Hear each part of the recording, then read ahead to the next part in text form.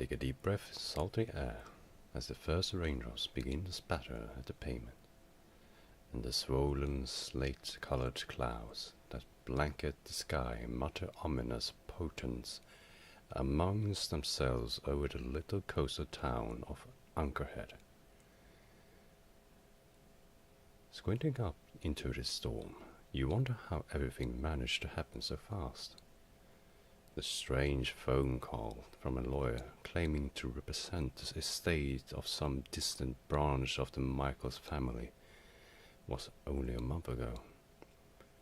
Then came the sudden whirlwind of planning and decisions, legal details and travel arrangement, the packing up and shipping away your entire life.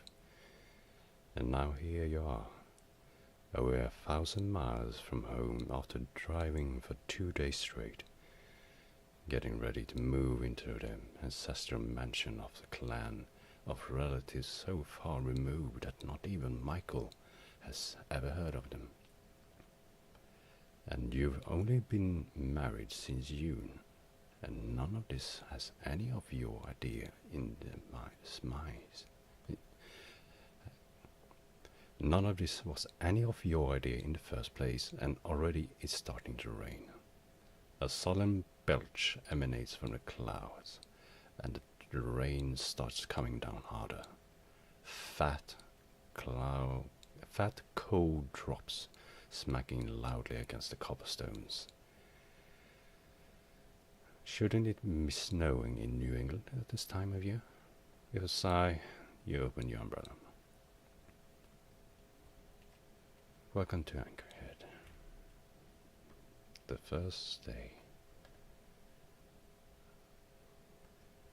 I was so far from home, and smell from eastern sea was upon me. H.P. Lovecraft, The Festival.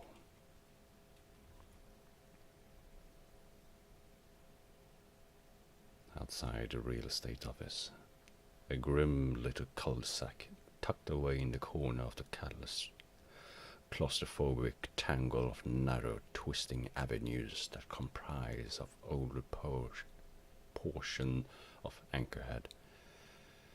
Like most of the streets in the city, it is ancient, shadowy, and leads essentially nowhere. The lane ends here at the real estate's agent's office, which lies to the east, and winds its way back towards the center of town to the west. A narrow garbage-choked alley opens to the southeast. You shake your head and try to force a melancholy thoughts from your head.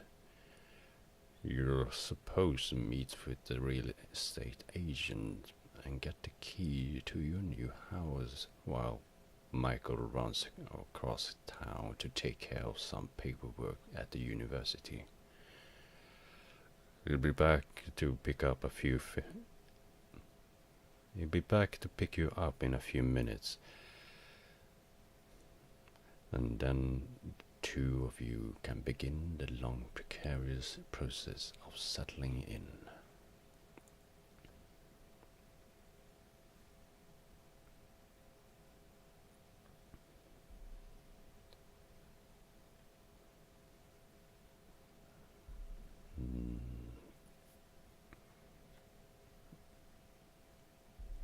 Maybe look southeast.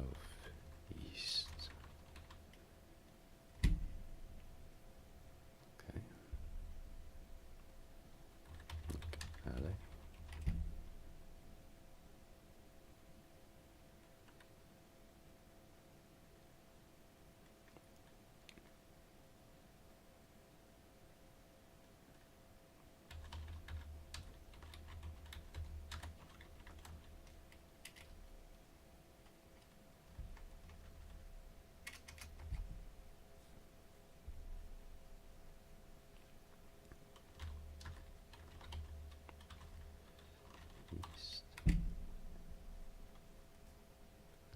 Choked alley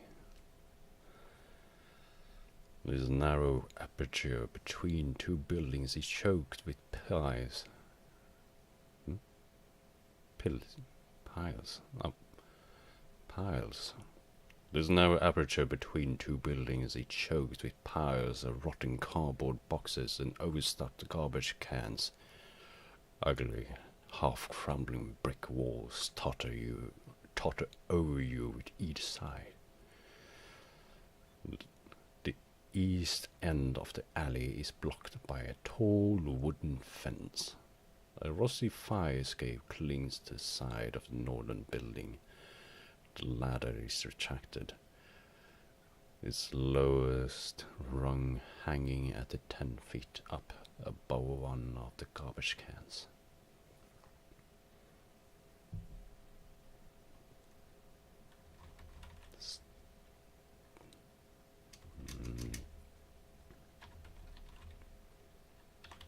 Inspect.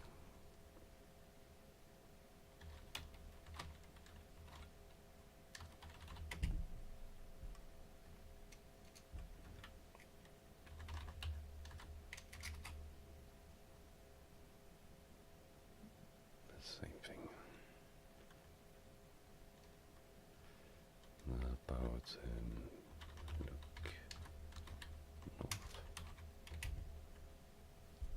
See nothing expected in that direction. The clouds overhead relentless to themselves. Then the air learns a keening a train whistle drifting in the wind.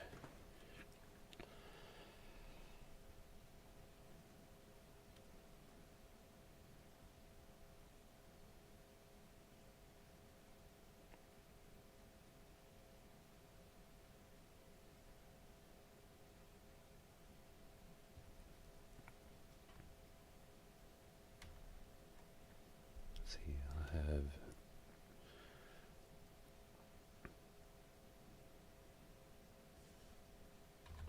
look ladder. The fire escape is a relatively modern convenience, which is to say it must have been built within the last century at least. It looks a bit shaky, but it would probably hold your weight.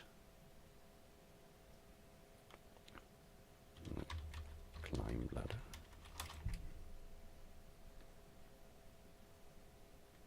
The ladder is too high for you to reach. Move can. The garbage can is too heavy to move.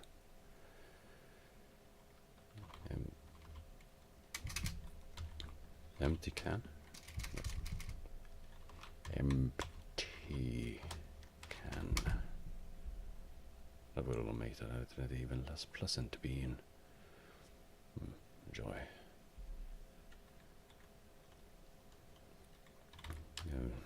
North. They will exit the alley at the northwest, although you could climb up to that if you gonna reach the ladder.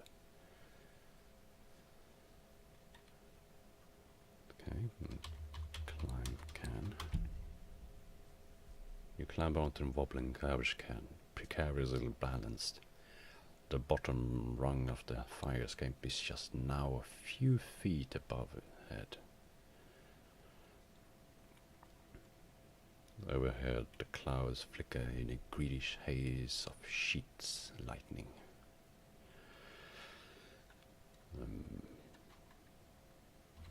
Jump. Try that. Not a good idea. The garbage can is very wobbly. Grab. Ladder. You still can't quite reach the bottom rung. Just a few inches in.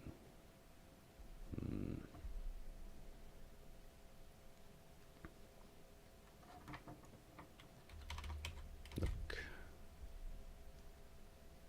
Piles of rotten card and overstuffed garbage can.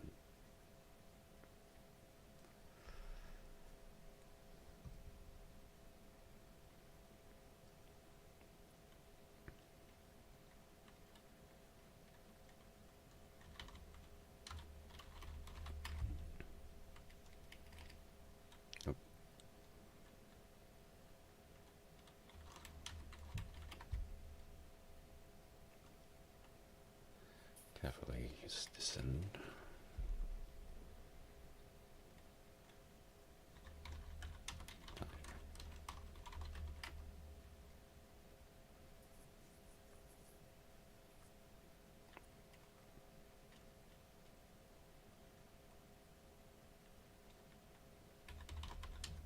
Look up. Look down.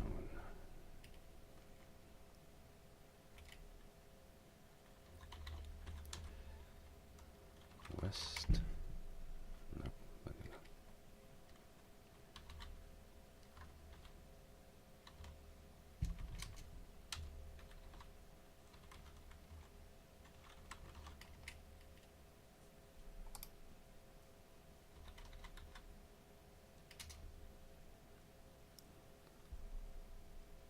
It's the same thing.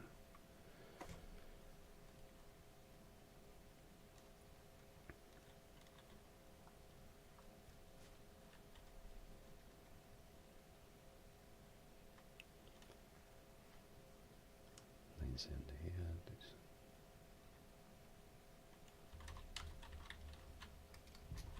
Go east. Like the key.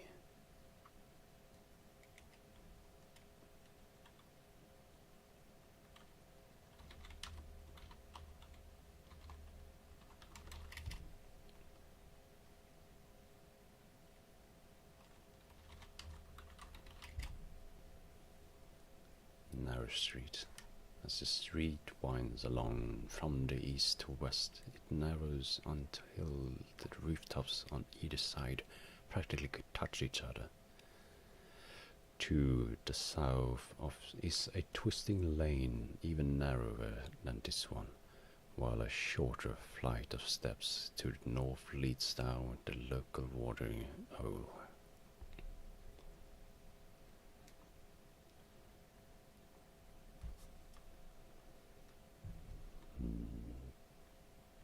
I can go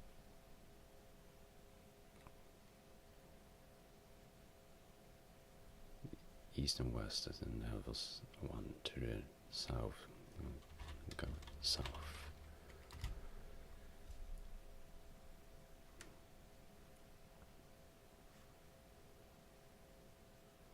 Twisting lane. The lane narrows here a little more, and then a badly cobbled sidewalk as it winds its way into one of the old neighborhoods. Buildings press close to every side, and tiny alleyways branch off in every direction. Look, the same thing.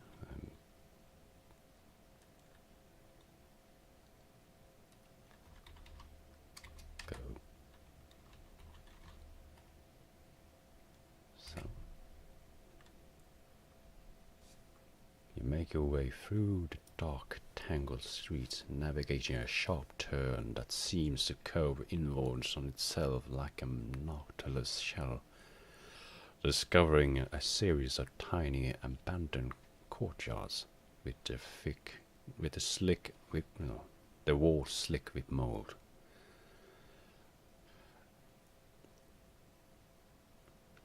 It's not long before you are utterly lost. You take several blind turns, hoping to find some landmark you recognize, and suddenly find yourself emerging onto a shadowy corner. The buildings on this side of town are tall, and thus block more of the sky, making this neighborhood a particularly dark and unpleasant one. The main street leads to the east, and a shadowy driveway leads through the brick wall to the southwest.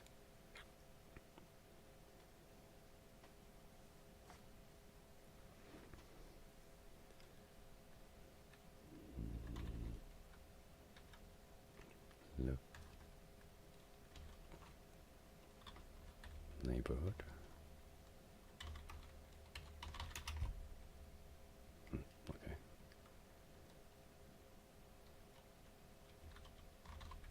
Same thing.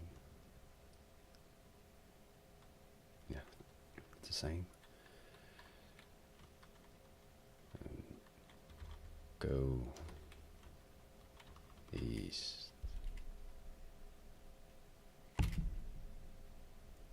Town square. The claustrophobic streets finally open out here onto the wide expanse of uneven pavestones in the center of town. The municipal courthouse stands at the south end of the square. Avenues to the west and east lead back onto the crumpled, ingrown streets, while in the north lies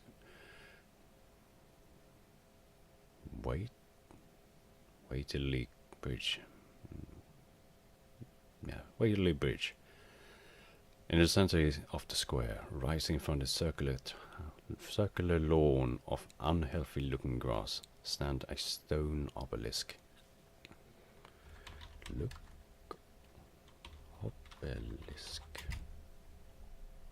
The obelisk measured about 3 feet square at its base, narrowing slightly at the rises a good 15 feet to a blunt tip. It seems to be a monumental sort, although you can see no plague or marker anywhere near it. Dense, twisting hieroglyphs cover all 4 sides. Embedded in the stone high up on one side, very near to the top, is an iron ring. Look, a ring. A thick hoop of dark crusted metal about 4 inches across.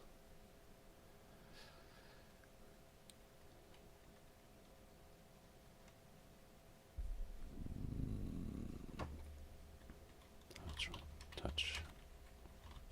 Blisk. Strange. The stone is warm to touch despite the frigid weather. Obelisk.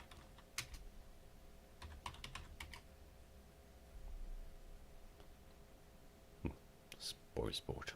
You're gonna do it something animate.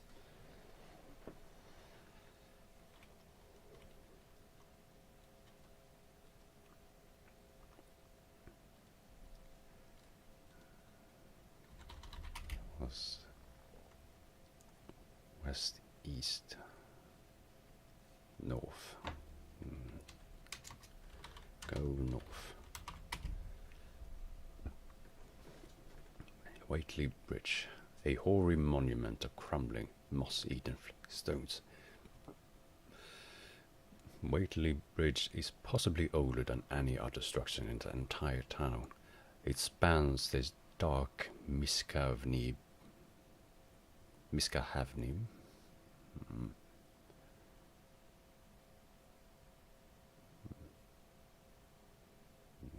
The Miskahavni River, connecting the north and south halves of the city and occasionally running bits of mortar from its underside into the torpid water. And look, a river. The Miskahavni River water. Miskahavni's water are sluggish and dark, some sort of oily thin coast surface reflecting translucent spheres of color.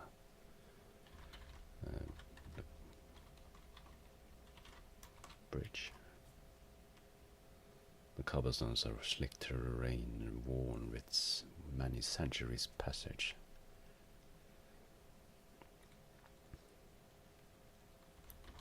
Go north. To the north, a gap in the crowded press of buildings open onto a road heading out at the grassy heath. The main street continues to the south towards the Waterloo Bridge and center of the town, while the narrow side street leads east. At the top of the steep drive to the northwest, you can make out a ivy-covered wall of the university. Was the was academy or university that Michael was at, so go north west. University courtyard. The university campus huddles around this tiny cobbled court, isolated and serene behind ivy-covered walls. City streets lie southeast. To the west is the library where Michael told you he'd be until To the west is the library where Michael told you he'd be until he came back to the real estate agent's office to pick her up, which you cannot help but note with some annoyance he has not yet done. You recall Michael describing this place on the long drive up here, founded in the late 1800s. The university represents this benign town's single, if dubious, claim to cultural achievement. The school's reputation and enrollment have diminished over the years as Anchorhead drifts further and further into the abyss of provisional backwaterism. But the library, at least, is still recognizable. But the library, at least, is still recognized for its collection of folklore and esoteric mythology. And the board of deans was kind enough to offer your husband a tenured position upon hearing of his recent discovered heritage and his plans to move into the estate. Not exactly Ivy League, but they take due care of their own. Look, library. The library is tall, grim building built of red brick in the colonial style.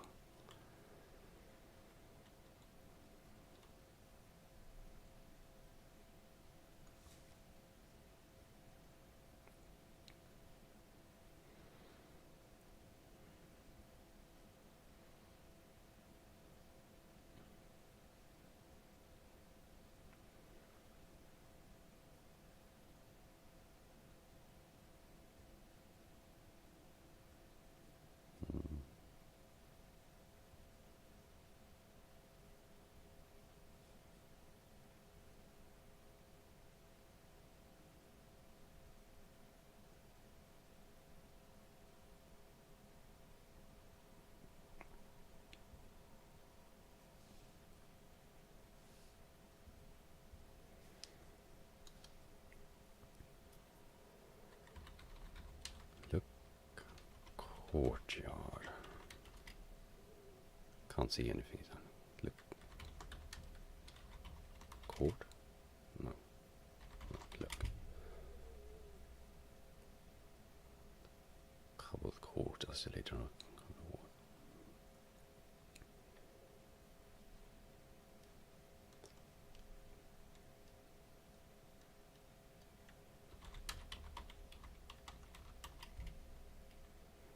Go live. You close your umbrella, you step inside.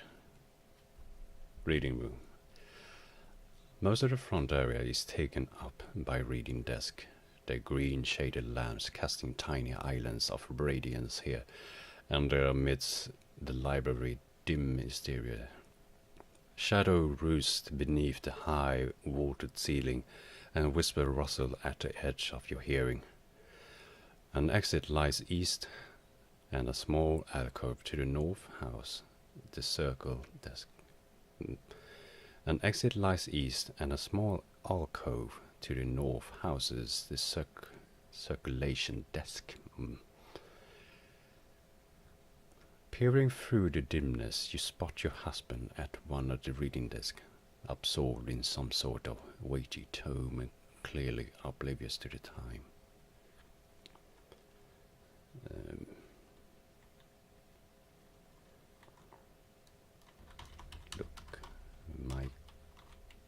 Michael?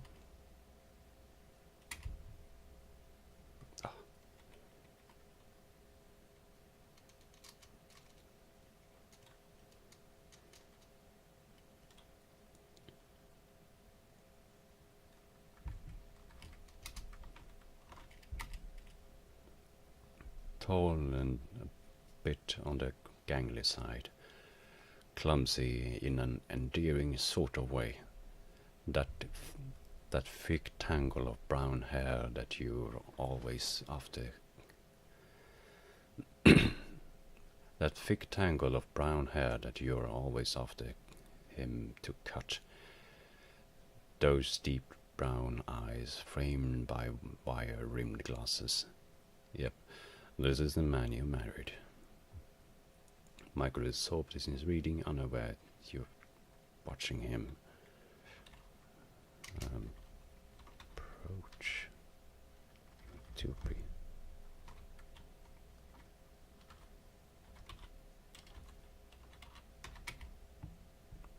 Okay. Oh, Michael.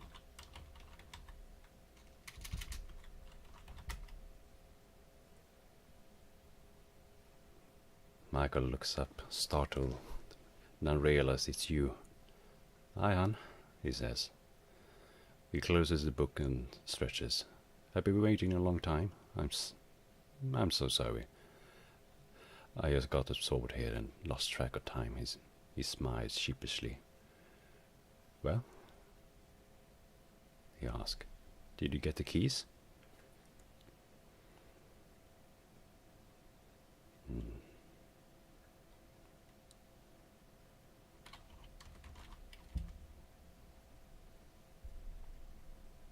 Say no. Michael looks disappointed. Well, I'm sure the real estate agents just stepped out a bit. You can get the keys from her when she gets back. Speak.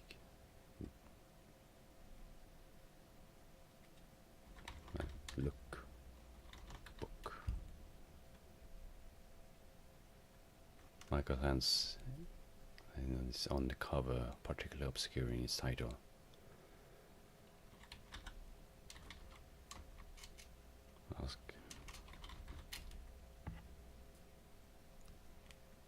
Ask book.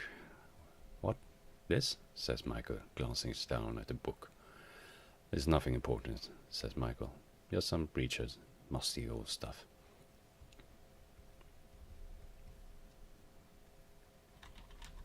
Same thing.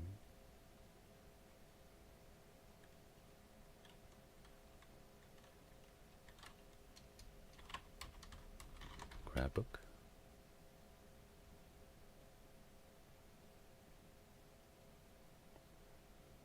Michael puts his hands on the book, moves it away from you. I am reading that, he says, with a slight edge to his voice that you weren't expecting. Michael glances down at the book, as though eager to get back to it.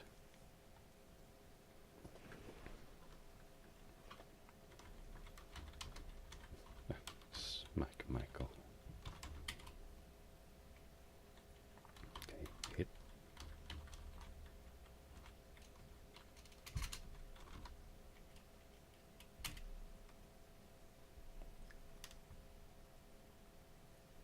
It can be aggravating sometimes, but hitting him is unlikely to solve anything.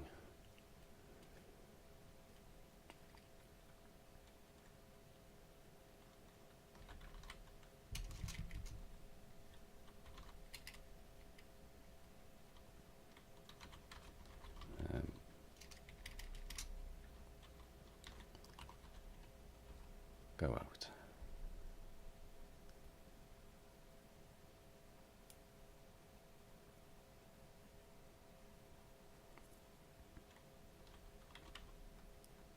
Sneak inside, is that possible?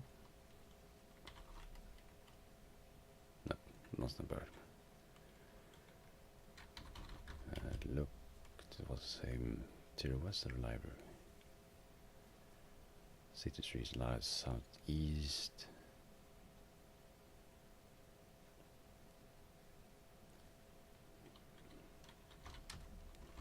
Go southeast.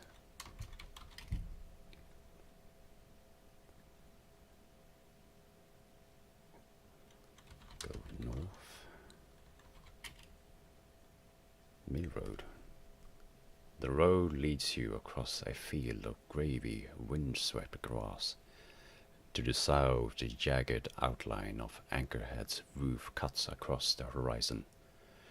The road forks here to the west and east, heading towards the old mill in one direction, out to the seashore in the water.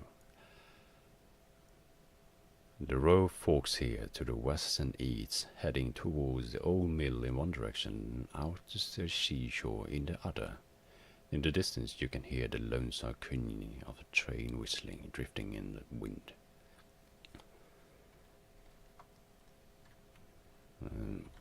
Look west. No. Go west. Mill entrance. The road from the east ends here in front of a grim fortress of charred brick that is the town's paper mill. A gate of heavy iron blocks the main entrance. To the southwest, a path leads to an overgrown area behind the mill, while to the north, a rotted lane leads to the small cluster of houses.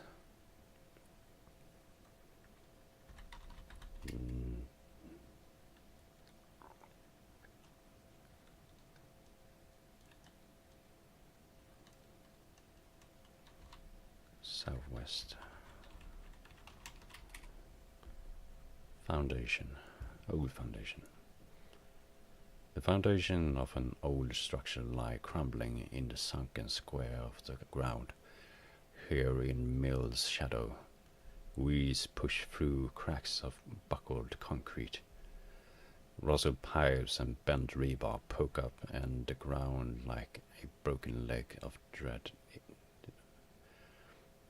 Rusted pipes and bent rebar poke up from the ground like the broken legs of dead insects.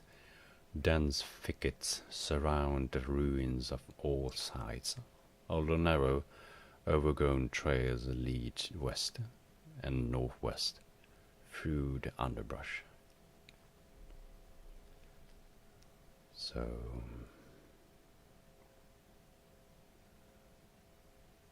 overgrown trails to the west and northwest through the underbrush. Try northwest. Too dense. Go west, same thing. Too thick. The thickets are too dense in every direction except west and northeast. Go west. Railroad tracks. The train from the east climbs up a short embankment and then emerges from the thicket here, alongside the railroad tracks. Beyond them lie miles of empty heath as far as you can see.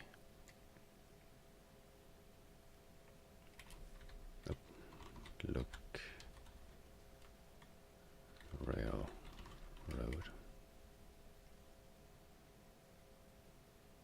The rail runs down from the north past the mill and curves southwest until they cross the Milwaukee River some miles outside the town. You don't know where they lead beyond that, except that it must be far, far from here.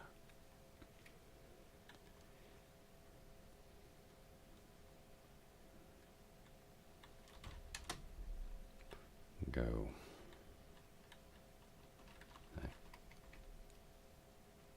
Go east. Old foundation. Go east.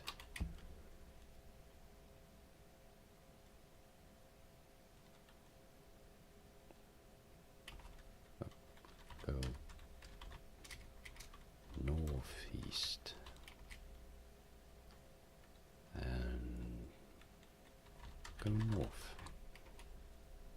Shantytown. The road from the south peters out The road from the small The road from the south peters out a small clearing of rotted mud. Crowd close on all sides by leaning dilapidated shack. The town is still almost deserted. Only a few loose bits of tar paper flapping listlessly in the wind betray any movement.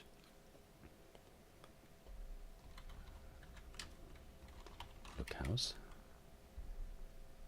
The sagging hovels that have been bleached grey by rain and mud and the pollution in the air. Here and there you spot a bit of color, some small attempt to humanize the place. A bright curtain behind a cracked window pane, or wilted flower planted next to a warped and rotting front stoop. But by and large, this is a joyous place, decrepit and grovelling under the shadow of the mill. The clouds overhead much restlessly to the south. The directions was south. That's where I came from. Nothing to know.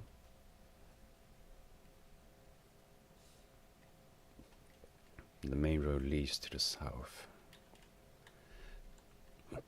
You spot a pair of lean, mangly dogs worrying at some refuse by one of the tracks. As soon as they notice you, they slink away. Go south.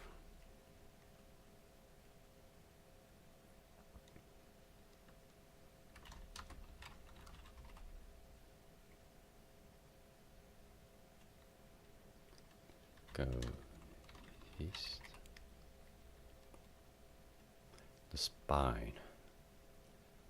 You're picking your way across the rough, rock-strewn spine of the breakwater, where the road has diminished to little more than a pair of muddy ruts.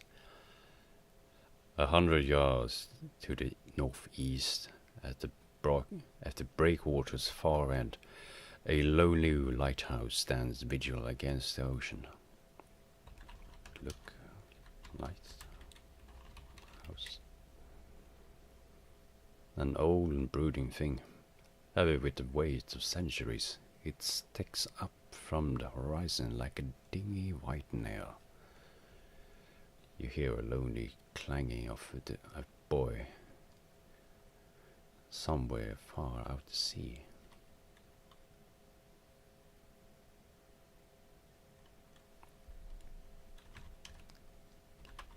Lighthouse?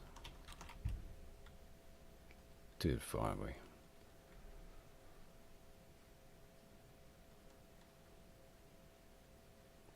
Oh yeah, there's a few hundred yards to the northeast.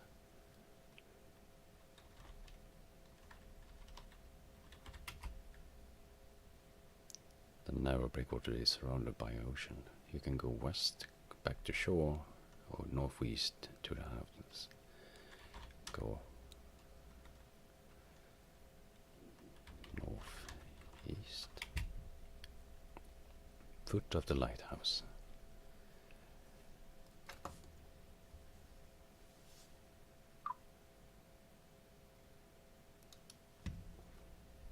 You stand in a circular clearing amongst the stones, surrounded on nearly every side by the sea. Before you looms the lighthouse, a massive pillar of ancient pale bricks, jutting defiantly at the sky.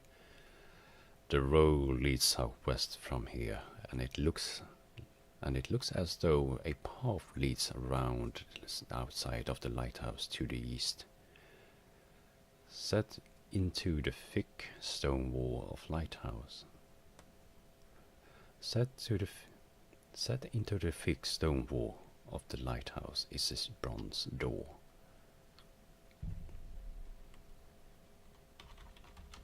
Open door. It's locked.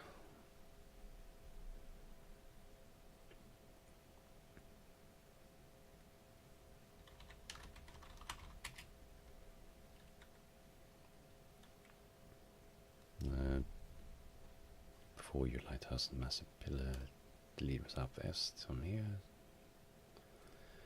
Can't I go?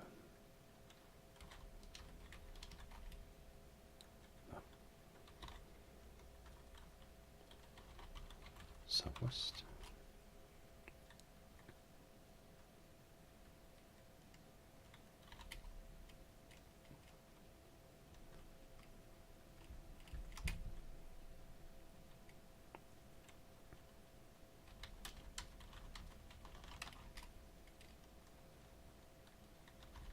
Go west. Go south.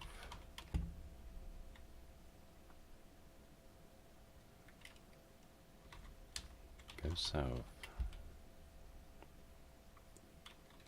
Go south. There's no map. Yep.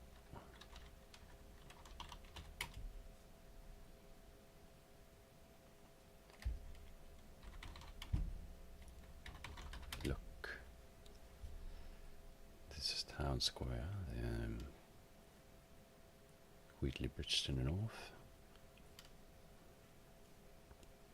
Courthouse to the south. Avenues to the west and east.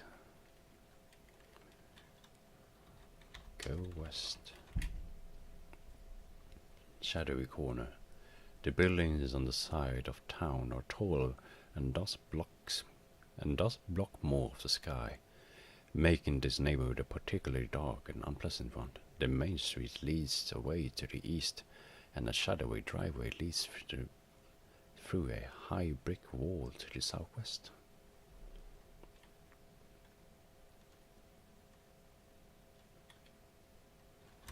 Go southwest. Asylum courtyard. Lovely. This tiny shadow court is dominated by the grim edifice of Dahmer's Asylum to the west. A driveway to the northeast leads back to the street, and a narrow alley to the east. The rain slackens off momentarily to a weak drizzle, then open afresh in the brief freezing downpour.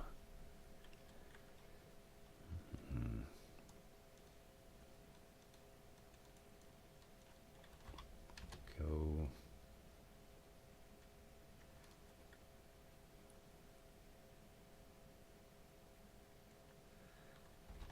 north. Courtyard from north. East or east. Go east. Hidden alley. A featureless alley hidden deep in the shadows behind the courtyard. The opening to the northeast affords an excellent view of the whole town square and the obelisk at the center.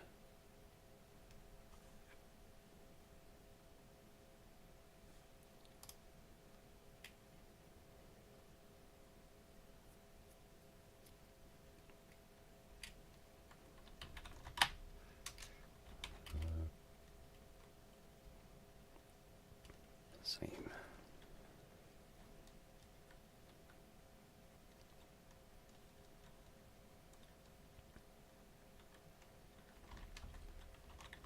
Go east. Go northeast or west. Go northeast. Town square. Go east. Riverwalk. This street follows along a mud-slick banks of Miskahavni before bending south, turning into a misty avenue between the trees. Steep stone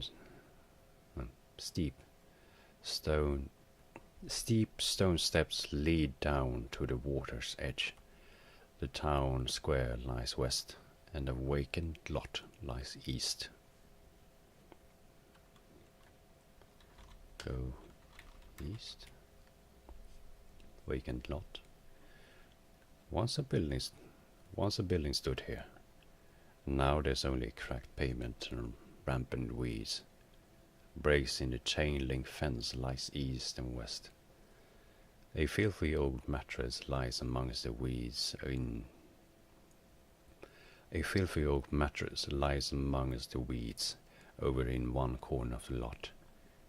A sudden gust blows a cold spray of water and rain into your face.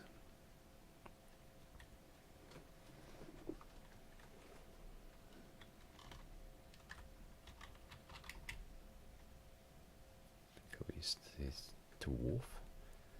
A ramshackle wooden pier extends several yards out into the ocean. Several fishing boats are tied nearby, straining against the hawsers.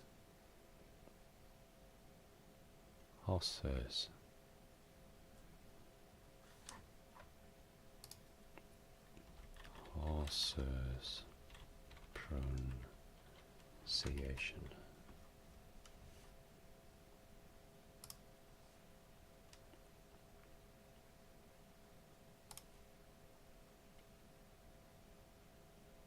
Hawser, okay.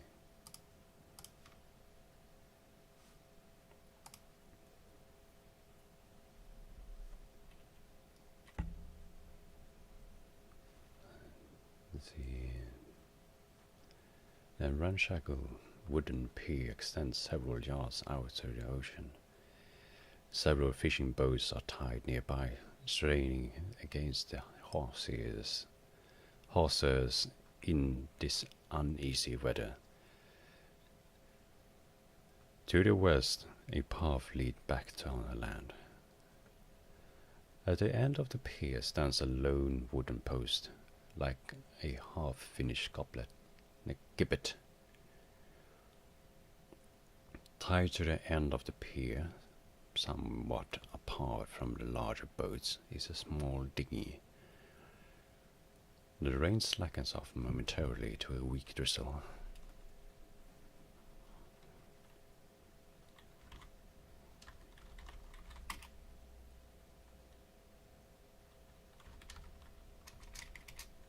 Look. Dinghy. It's small and weather beaten, but it looks seaworthy. There's a pair of oarlocks.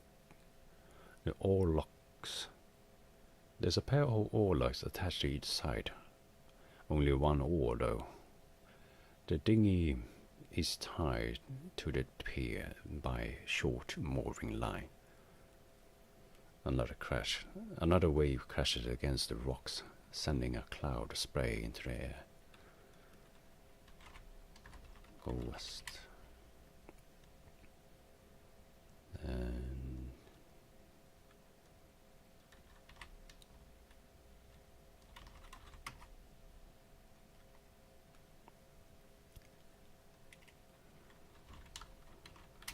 go west.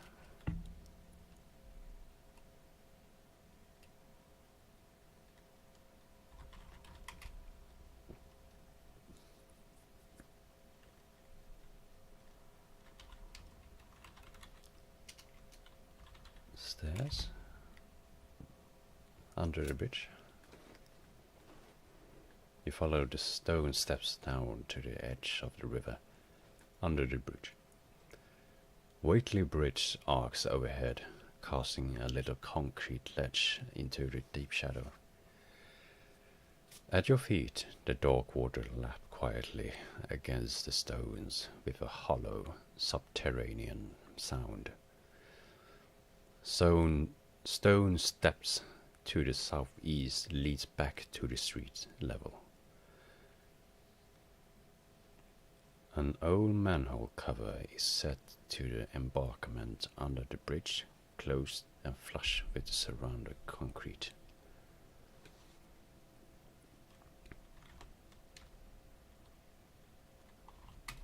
Go up.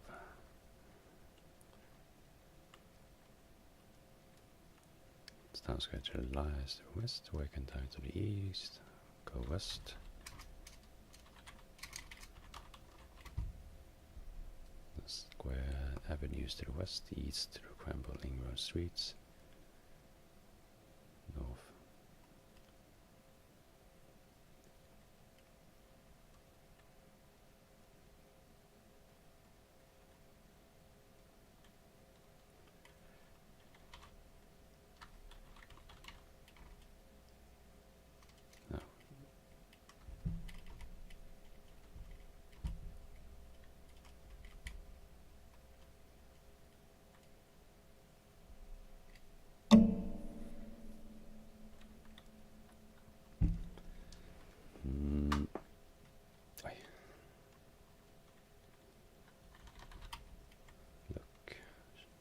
shadowy corner. I can go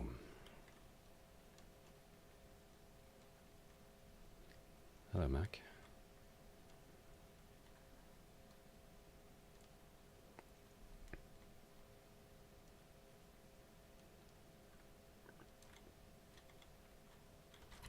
Southwest.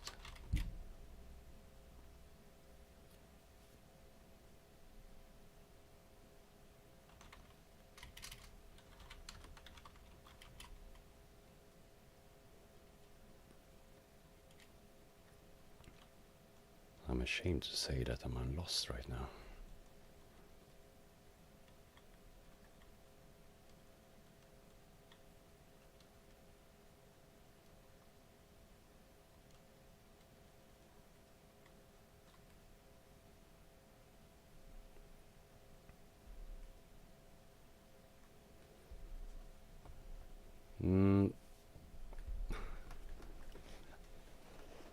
I'm currently unsure where I'm supposed to go. It was rather vague in its description on what to do.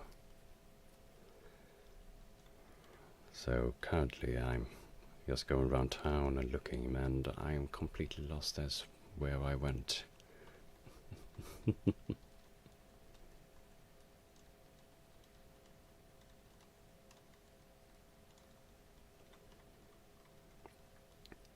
Let's see. The hidden alley deep in the shadows, the courthouse, the opening northeast, excellent view of the whole town. Go northeast.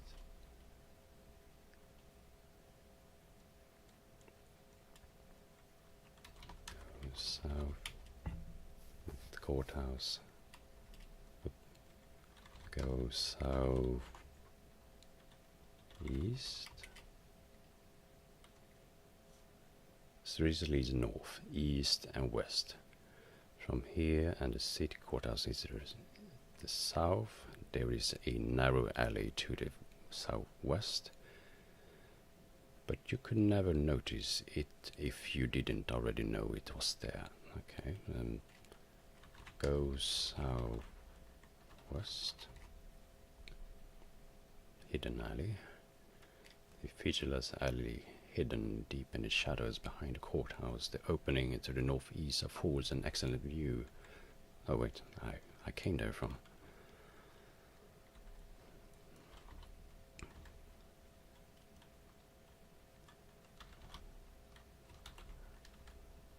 Northeast. What's an obelisk?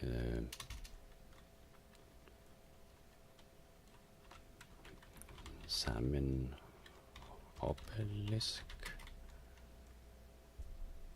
The obelisk measures about 3 feet square at the base, narrowing slightly as it rises a good 15 feet to the blunt tip. It seemed to be a monument of sort, although you can see no plague or any marker near it. Dense, twisting hieroglyphs cover all 4 sides. Embedded in stone high up on one side, very near to the top, is an iron ring.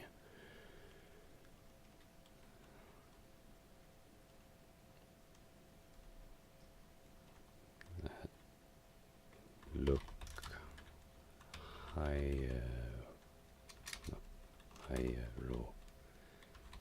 hieroglyphs.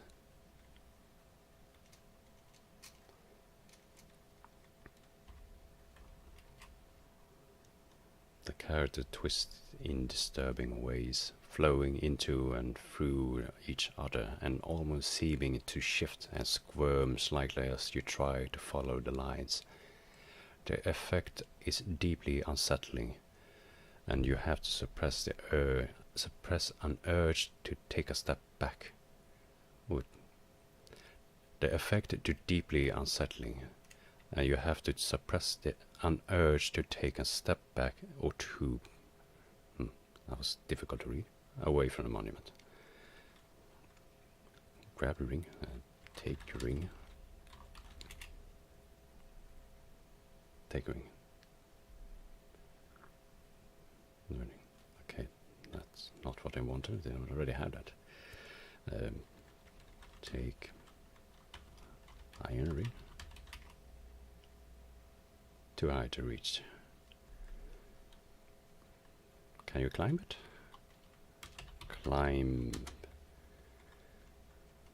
obelisk. The side of the obelisk got too smooth to climb.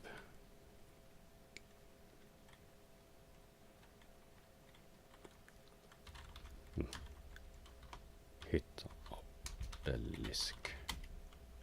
Violence is unlikely to help you here. Okay.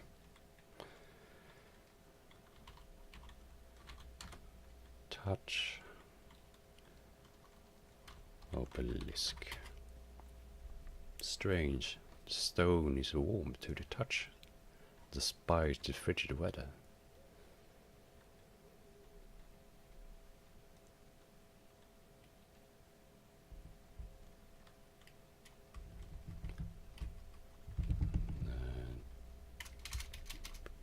Touch hieroglyphs.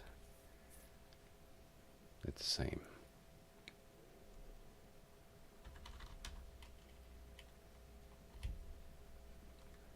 Okay.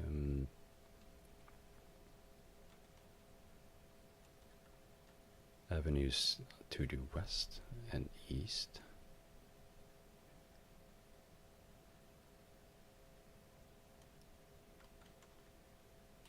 East leads to the ingrown, crumpled streets, and go east. River walk.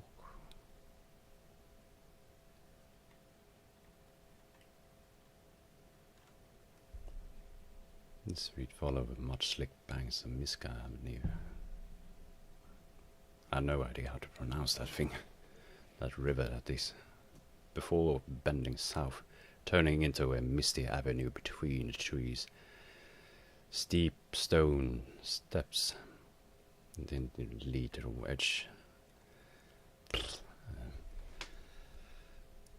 Steep stone steps lead down to the water's edge. The town square lies west, a vacant lot lies east.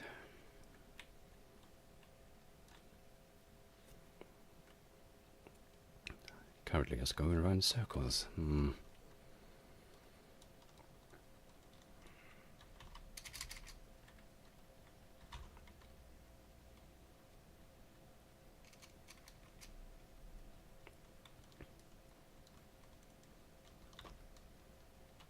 Go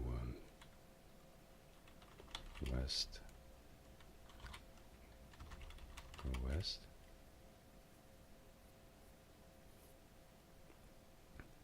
Shadowy corner. The buildings on this side of town are taller, thus block more of the sky, making the neighborhood a particularly dark and unpleasant one. The main street leads away to the east, a shadowy driveway through a brick wall to the southwest.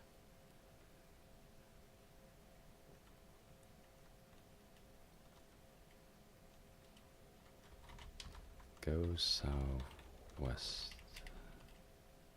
It's back to the asylum. This tiny shadow court is dominated by the grim edifice of Dahmer's asylum to the west. On the walls, look, wall. Just an older brick wall. Look, asylum. The exterior of the building is austere, flat, perfectly white except for the motto painted above the front door. Ranks of barred shadows stare blankly down at you like eye sockets in an empty skull. The cloud overhead mutters restlessly to himself.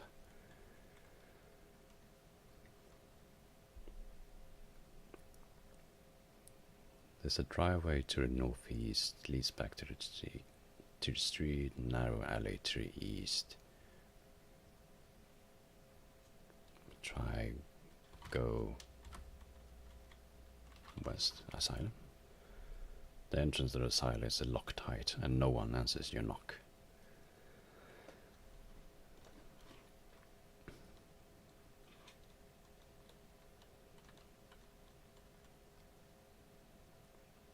See, to the west was that. Driveway to the northeast leads back to the street. A narrow alley to the east. The narrow alley to the east was the pathway to look over to the town square, was it? Yeah. Of course, an excellent view of the whole town square and the obelisk in the center. Look, alley. You can almost see the entire town square from here, including the obelisk, without stepping out of the shadow alley entrance.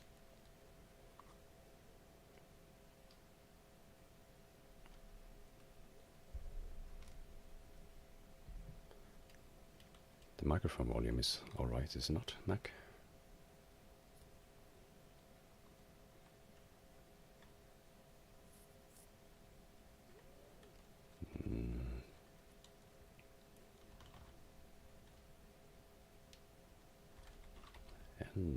Entrance.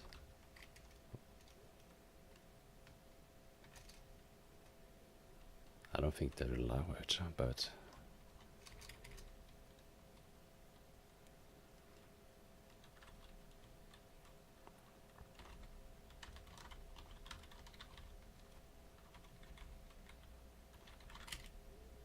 that's not a word I recognize, yeah.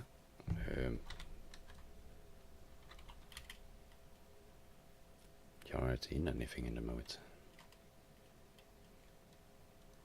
Go. What does it say? Go northeast or west?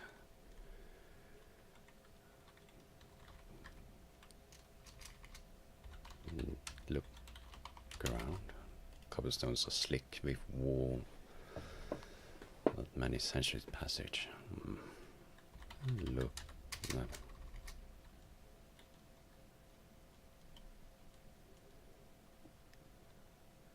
Without stepping out of shadows. Yeah, it might be a shadowy holdout for some thieves of some sort. But it's empty right now. The entire town is now empty. Go. See, it was northeast or west. Northeast is back to the town square, yeah.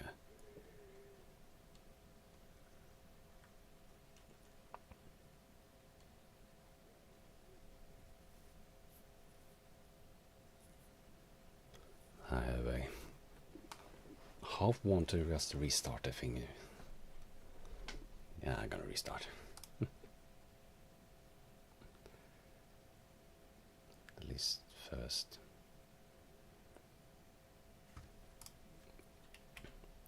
Save.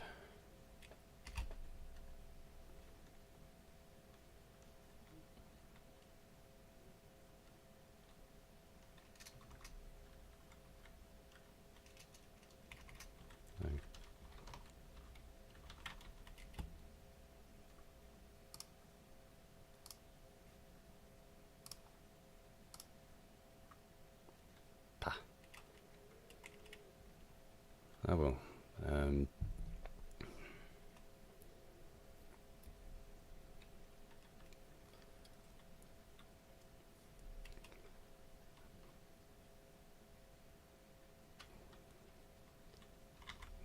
Go. Bridge. No, go. Waitley Bridge. A hoary monument of crumbling moss-eaten flagstones. Waitley Bridge is possibly older than any structure in the downtown. It spans the Dork-Miskahavni River, connecting to north and south halves of the city, occasionally raining bits of mortar from occasionally raining bits of mortar from its underside into the torpid water.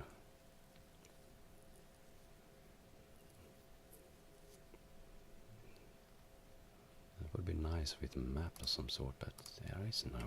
Is there? Map. Nope.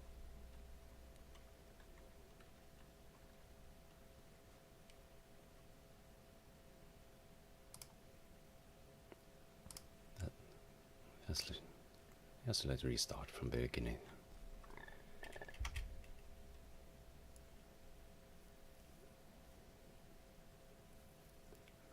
I did not do anything anyway, but just go around in circles.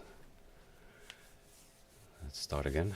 You take a deep breath of the salty air of the first raindrops begin to spatter against the pavement. And the swollen slate-colored clouds that blanket the sky mutter ominous portents among themselves over a little coastal town of Anchorhead. Squinting up into the storm, you wonder how everything managed to happen so fast. The strange phone call from a lawyer claiming to represent the estate of some distant branch of Michael's family was only a month ago. Then came the sudden whirlwind of planning and decisions, legal detail and travel arrangements, the packing up and shipping away of your entire life. And now here you are, over 1,000 miles from home, after driving for 2 days straight, getting ready to move into the ancestral mansion of a clan of relatives so far removed that not even Michael's ever heard of them. And you've only been married since June, and none of this was any of your idea in the first place. Already it's starting. A solemn belch emanates from the clouds, and the rain starts coming down harder. Fat, cold drops smacking against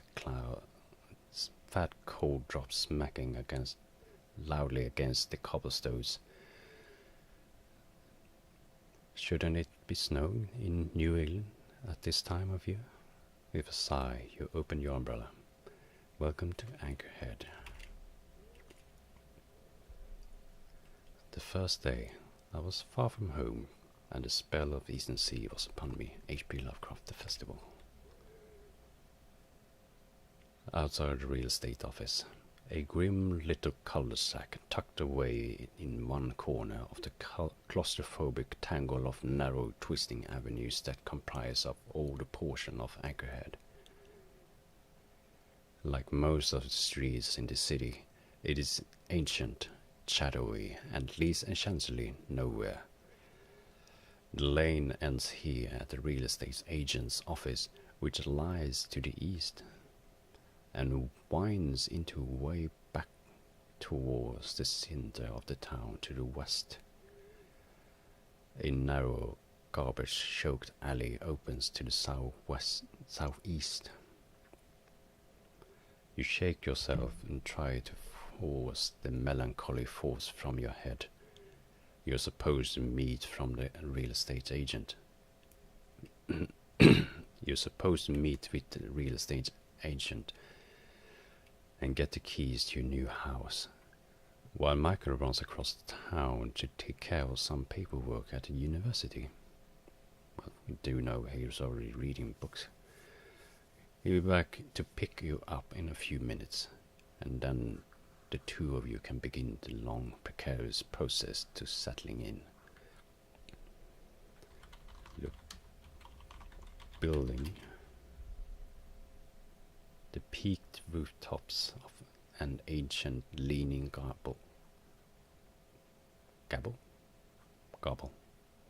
Leaning gables of Anchorhead loom over you in every direction. They seem to confer with each other in subtle creaks and groans, like old men sharing secrets. The rain beats down ceaselessly.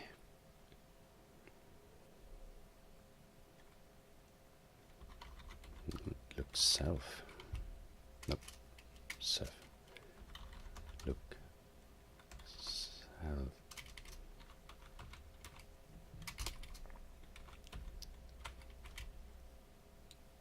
You look good, considering. That's good to know.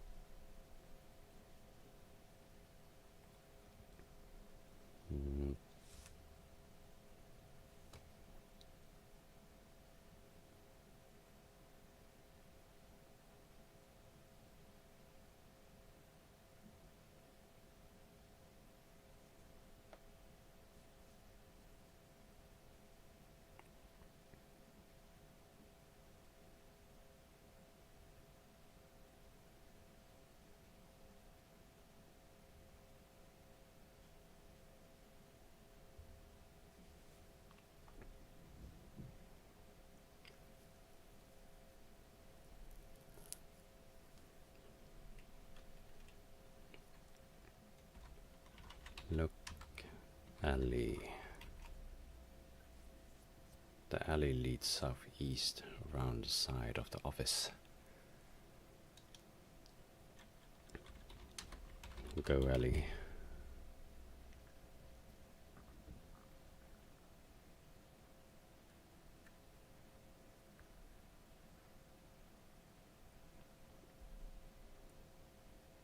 This narrow aperture between buildings is choked with piles of rotting cardboard boxes and overstuffed garbage cans.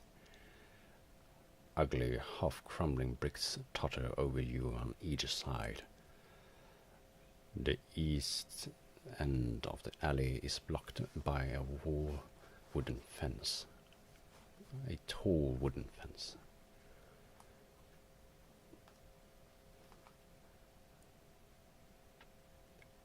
A rusty fire escape clings to the side of the northern building. The ladder is retracted. Its lowest rung hanging about 10 feet up. Look. Box. The boxes are filthy, slimy and soaked with rain. In the distance you can hear the lonesome keening of a train whistle drifting on the wind.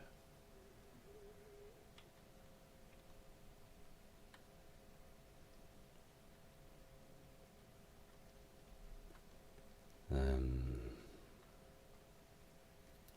I hit the boxes?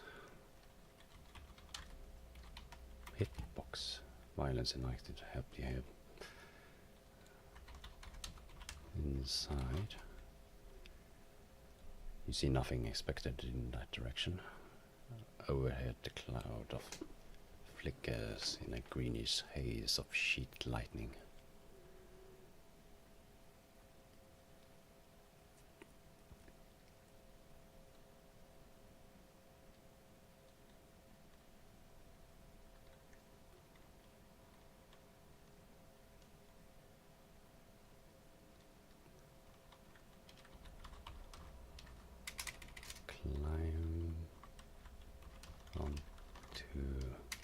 Climb can.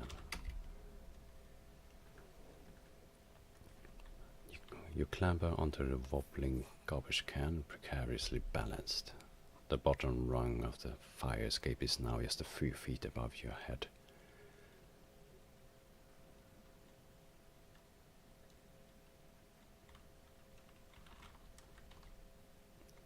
Can I reach out?